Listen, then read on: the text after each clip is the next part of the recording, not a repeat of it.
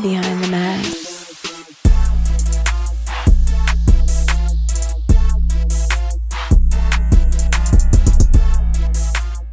To what's happening, my boy? What's good, family? Another day in paradise. You know what it is.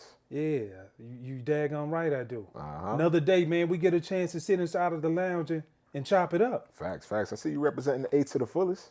Thought you would never ask. Shameless plug right here since you went ahead and put it out there. And y'all make sure you go pick up the ATL hats, BTM edition, okay, city hats, and you can pick it up, residency.com. I think how you feel that is. Residency.com, straight up. Support your boy. And you can look fly as hell in the A because we got a lot of flavors on there and we got variety. Please believe it. Facts. Most def, bro. So everything good with you, though, man? You know everything is good, man. You know, other than people always asking at the beginning of the season, do you miss playing football? Facts, true. And my thing is, no. If you know how I truly feel, you wouldn't miss it. Yeah. But, you know, at the end of the day, I respect it. And, but it's one thing that I do miss. It's the culture inside of the locker room. Facts.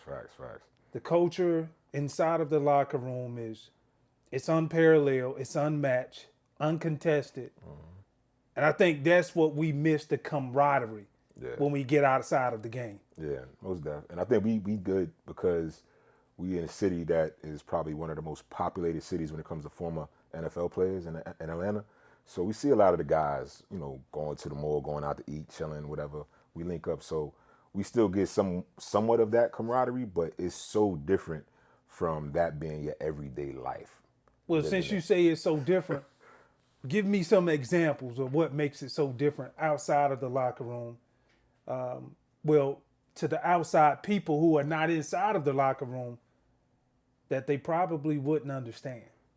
I think it's the ultimate us against the world mentality. You know what I'm saying? Us versus them, like spades. You feel me? Right. So when we were in the locker room, the coaches were like, we're not going to read the newspapers. We're not going to listen to the media. You know, they're going to ask you these prying questions. And it's like, nah, this is your teammates. This is your family. This is your second family.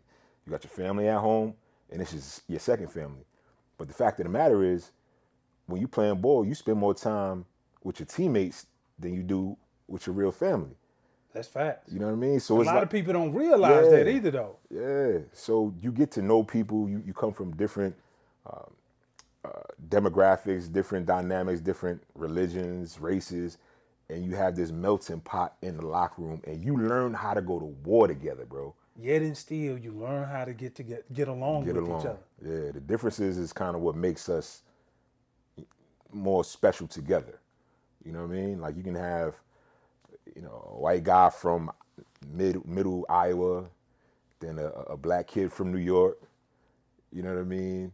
A guy that's a Samoan from that Pacific Islands or something like that.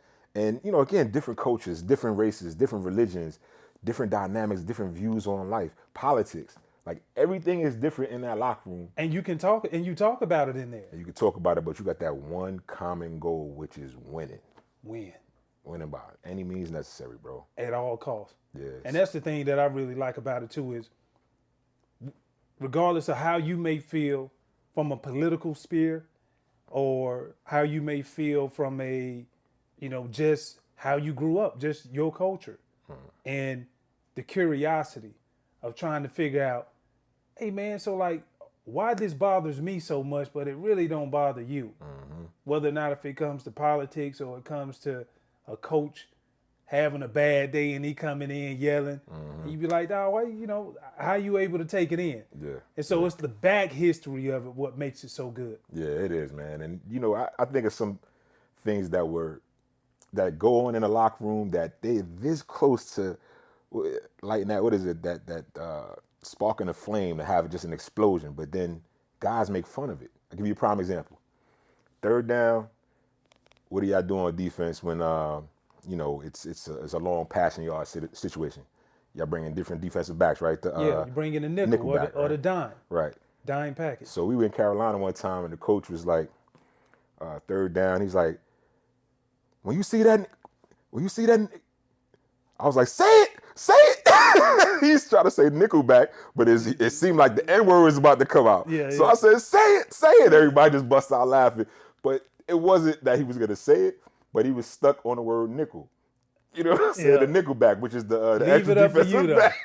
Yeah, you know. You always, that's you, though. Yeah, you won't man. find a way to make light of something. Got to make light of it and had everybody in the locker room, in the meeting room just laughing. You know what I mean? But come on, man. We know he wasn't just going to come out and say that. I know it was a black defensive back coming in on third down, but it wasn't, you know what I mean? That wasn't the what his intent was. Right, you know what I mean? right. Shout out to my homie Mike Tice. I remember that, yo. But that's what makes it special because we can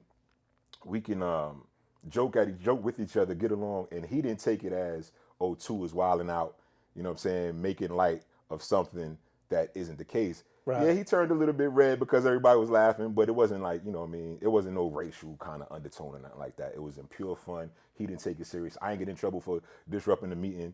You know what I mean? It just kept going. So it just, certain things that go in the locker room is just cool. And again, we know we all there for one reason. That's to win, man. Yeah, no doubt. Yeah. And, you know, for me, just looking at it, that's pretty good. That is you, though. You always making light of shit. Yeah, man, I got you, bro. Like, what are some of I think of like, what else comes out of the locker room? Pregame rituals. Like, pregame rituals are pretty good. Like, you see guys in there be locker room lawyers. Oh, yeah. You know, you company see man. company man repeating the same damn thing that the coaches said. And then you see some who, like, go to sleep. And I'm like, how the hell you going to sleep before you? The game, yeah. Like, it didn't compute to me. Yeah. One of my favorite rituals I used to do, I always used to listen to this specific song. What was that? James Brown, The Payback. Big Payback. The Big Payback. My mother she loves that song. So that, you know, little did I know I was being programmed while listening to it, while she was listening to it. But for me, it was like so much aggression that was built up. And a lot of it was like, you know, early in my career, we lost a lot of games, you know? So, whole lot. Yeah. So, but I used to take the disappointment from the week before and then turn that into motivation by listening to that song. I was like, all right, you got me last week. I'm finna pay somebody ass back this week. So that's what you do, go out on the field, and the big payback was the motivation? Yeah, that was the motivation. That was my pregame ritual. And, you know, you see so many guys have it. Another one that, you know, I tag team on top of that was my father died when I was in Cincinnati, my first few years in the league. So from that standpoint, I always used to write the cross on my wrist and then put his initials on it. And from that really, like, I felt protected. Yeah. And so regardless of whatever was thrown at me, like, I'm the wrecking ball. Yeah. You can't hurt me. Facts. I'm a war daddy. Facts. Yeah, that's what it's about, man. Them certain things that just stick with you every single game. I know for me, I had to call my mom and my son before every game if they weren't there when we would leave the team hotel, go into the stadium on the bus. I would take the same bus every day. Took the second bus, too. Not because I wanted to be late, but because you won't get there right on time. That's you. Hey, listen, we got police escort. We good. Get there at the same time. Make the phone call at the same time. Get stretched by the same person. Get taped by the same trainer. You know what I'm saying? Everything. Talk about naps. I used to take a little power nap. Listen to Jay-Z before. That's the artist I used to listen to. Get me, you know what I'm saying? Get me ready to rock. Yep. And then I would represent. I would wear the tape on my gloves. Because when I got tired, you know, you got to have something to take you out of that space psychologically. Like, yo, what am I doing it for, right? Because there's so much going on, 70,000 people. You got the defensive line in front of you. You mugging up in the A-gap, looking like a bull, raging bull and everything. We still got to remember the snap count, the audible, the job we got to do and still take a 300-pound person from a place they're at to a place that they don't want to be. Big facts. So all of this stuff is going on 50, 60 times a game. And you get tired, you get gassed. So I would write my son's name at the time, Ty. My area code 718 from Brooklyn, where I was born, Queens, where I wound up growing up, and then my mom's name. And I would have that on my tape. So obviously you tired, you look down, I would see him like, all right, get back going. You know what I'm saying? So yeah, these pregame rituals, they real. You got to find any little thing to just keep you going in the event that it ain't going the way you want it to go. Facts, You know big what I mean? facts. But let me ask you this though. So you talked about tough times not winning quite a bit in the beginning. I was on some of the teams with you when we didn't do as well as we wanted to do. But talk about the camaraderie in tough times in that locker room, right? Like, how does the bond between teammates help you guys become better and not just give up? Because it's very easy to give up with all the outside of locker room distractions. Yeah, I think a lot of it has to do with the just being honest. You know, when you have that camaraderie in tough times, you see what somebody is going through, especially players. And I give you a prime example. And I can see this just from being inside of the locker room. This is the beauty of it. You look at Kirk Cousins. He started the season off with the Falcons, and week 1 they lost. He didn't play pretty damn bad. And to see what was next coming up, that next week they played against Philly. And by that time, everybody had them broken down, saying the Falcons were saying the offense didn't help him with play calling. And they had a game on the road against Philly, in Philly, Monday Night Football to be exact. And to see him come out and do some of the things that he did, showing us flashes of the old Kirk Cousins, it was refreshing. My point is this. It was guys on that team that went to him, and also coaches reminded him of just being honest, just having an honest conversation. And I bet those conversations came in the form of, hey man, like, this is you. This is your ship. And like, as much as we know we got the young buck behind you, this your team. Yeah. Just to reassure him. And that's what I talk about when it comes to honesty, having honest moments and say, look, you didn't play well. And you better not play bad again. You know, we can joke like that because the camaraderie, how we know each other, being able to have those honest moments like that on the bad, but then while you're going throughout the week while playing, when you make a typical throw that last week you didn't make in the game, Kirk, that's a hell of a throw. Yeah. Takeo, way to recognize the play and let the defensive end know that the reverse is coming. So all of those little comments like that, it plays a big part in your mental psyche, like from a confidence aspect. And I think that's how camaraderie is built, when you can have those honest conversations or honest moments, but then also know when your guy is struggling, you can also say, look, this is what we need to do. And when you see him do something good, praise him. Let him know this is the first step to getting back. And that's what makes the camaraderie so special, bro. Yeah, man. And it goes. Did you have any on your side? Yeah, I think that's all the time. It goes both ways too. The inverse is there too. Like, the locker room, you gotta have tough skin. Got to. They'll crack jokes on you when you screw up. You know what I'm saying? Like, can't be sensitive. Yeah, you can't be sensitive, man. You be going against somebody, they be like, yo, what you trying to do? Make him a Pro Bowler? On the sideline, like, you like, yo, chill, bro. You gotta relax. You know what I'm saying? Or they'll tell you, you keep running that route like that, you're gonna keep getting your head taken off. You might want to, or quarterbacks, you might want to slide, bro. We need you the rest of the game. Certain stuff that goes on throughout the game. And guys, you gotta have a tough skin because they'll let you have it one way or another. Oh yeah, You know no doubt. I mean? You have always been the king of bonding off the field, bringing people together. Yeah. And I remember I was going through one of the toughest times of my career, tore my Achilles, came back the next year, started the game off great, but tore my damn hamstring as a result from the Achilles. And you were like, Spikes, you know what? Teamwork goes beyond just being teammates on the field. And it's important that you establish that off the field. So you and I, my friend, are going to take a little trip up to Toronto, and we're going to have this thing that I've coined as 24 hours to live. That's right.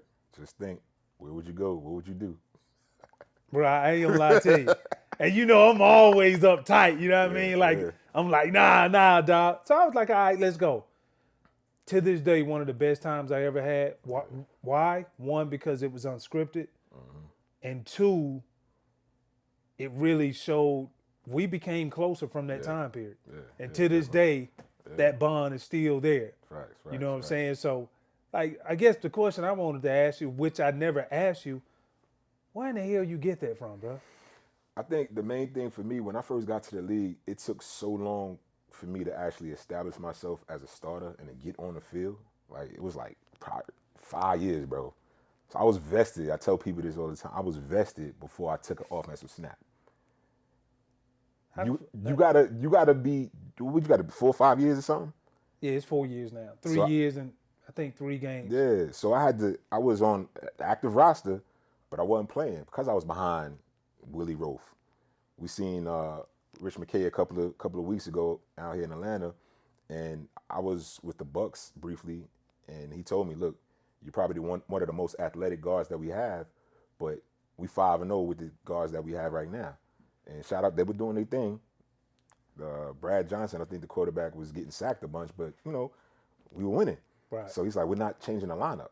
So stayed on the bench. High paid spectator, unfortunately. But I had to do things that, one, I had to show that I could still play the game on the field. Then off the field, I already had a social life, being from New York, knowing the people I knew. My agent had an office in Houston.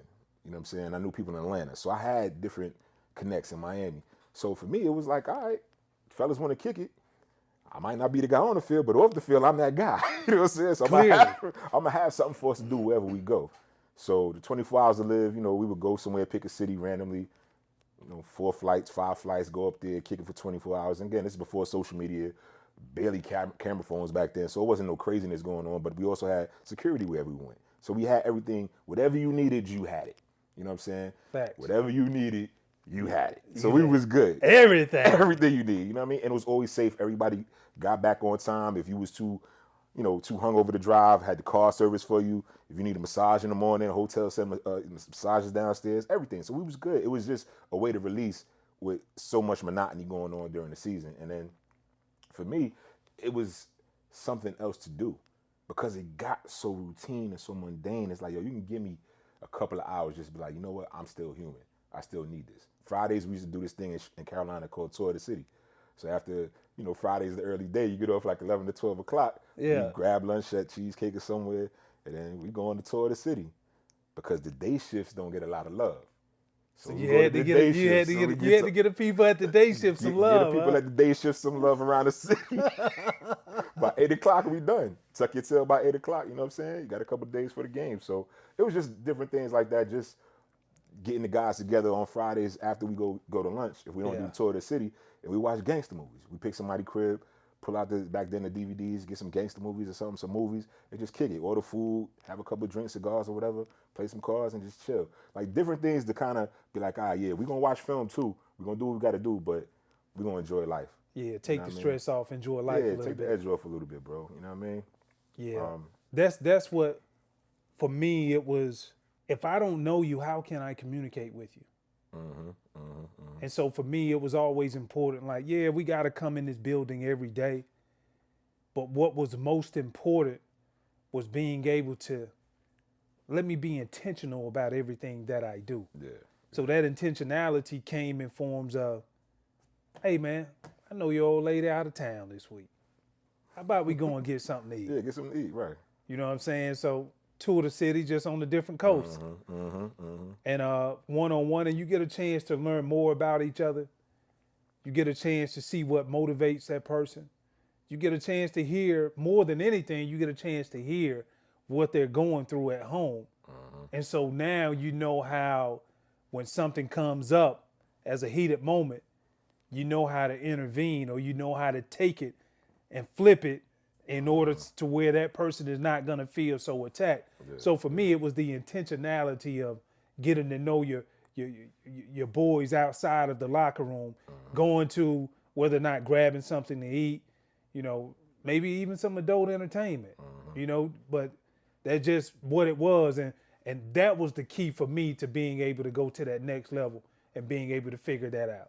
Yeah, and that helps too, because now you know how to interact with somebody when it comes to a game, when they're met with that adversity, like you said, off the field. Now you know how they're gonna act on the field, and you can kind of be like, okay, this is how I support my teammate when he going through something, when he make a bad play or don't catch a pass or something like that. Exactly. As opposed to ribbing him, now we know, all right, this is how he interacts when he dealt with this type of situation. So for sure. And I think that's dope, because one of the things that we really love about the game, about the locker room, is the long-lasting friendships, bro. Yeah. Because there's so many, back then, 53 people on the roster, I think 12 practice squad or something like that you deal with. So now, you're not going to be friends with everybody. But they're going to be, you be cool, respect everybody, as a coworker, as a teammate. But the ones that you link with and you lock with, because you don't went to war with, on the field, off the field, you got each other's back. The long-lasting friendships, that's the meaningful part for me, bro. Yeah, no doubt, dog. And I mean, hell, 24 hours to live is a byproduct of what we have right now. Facts. And going back to just knowing who you dealing with, the stories that you sit down and share. I remember, like, after practice, or even before another good one, before weigh-ins. Right? So, like, how you develop long-lasting friendships is, hey, man, I ate good last night, dog. Let's go in here and sit in this sauna so we can kind of burn it off. And then you start engaging in conversations. And that leads from family. It leads from finance. It leads from just social, community, all of that, bro. So all of that is encompassing having those sauna conversations, going to get in the cold tub. You know what I mean? Damn, I miss those times, bro. Yeah, man, those times was amazing. I think another part, though, bro, about the locker room was the pranks. Like the hazing, like you know what I'm saying? The stuff cats used to do, bro. Like, and this is the shit, that's the shit that make you want to, like you really want to fight somebody. Right. What was the biggest prank? What was the biggest prank that you've seen to where you was like, that's just wrong, man? It was, so you know how the kickers used to always come out to practice late, or not late, but after everybody was out there doing their thing, unless it was a special teams day. Right. You know what I mean? They leave early. As soon as they finish field goal, they right back in the locker room chilling. So it just got to the point, training camp, they going golfing because they're not really tired. It just got to the point where we was just over it. So I want to say it was Steve Smith, man. This dude, he was the biggest prankster on the Panthers. He would take, I forgot who the kicker was, but they were talking junk one day, and about how they would, yeah, you know what? We're done here. We're just going to go back inside. You guys stay out here. It's hot. So the next day, Smitty got with the what Smitty do, the man? the equipment guys, the equipment staff and everything. They got the kickers' car keys, drove it on the field before practice, filled it up with them styrofoam, white styrofoam balls and popcorn, all of that. Filled it up with it, bro. So imagine you going out on the field before practice, and your car's out there. You like, what's my car doing out there? So you go out there, and then he get the key, open it, all the popcorn coming out. Now you got to clean your car. First of all, you got to drive your car off the practice field back to the locker room. You pissed, so you missing field goals in pre-practice already. Coach is in on it. Coach Fox in on it, so he laughing. Like, that's how the atmosphere was so cool, bro. And then another time, this man, you talk about the cold tub. This man took somebody's pants, dumped them in the cold tub, then put them in the freezer. Oh, man, with the car keys in the pocket. So now, when you come back from practice for 2 hours, you looking for your stuff, you pull up your pants out the locker room, they stiff, rigid, frozen. They ain't gonna unthaw for about an hour or so. So when practice done, you gotta wait for your pants to throw out to get your car keys so you can leave. Like the stuff he used to do. Agent 89, you wrong for that one. This dude was nutso, man. I promise. But like you said, it's just, you want to fight.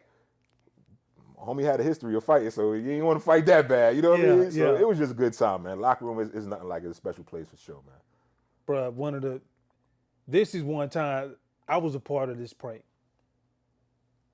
It's wrong, but it was funny. So this goes back, we've done a lot. You remember the old school cream of Jesus, the heat, the bomb. Oh yeah. So It's what like we Tiger did, Bomb. It's hot.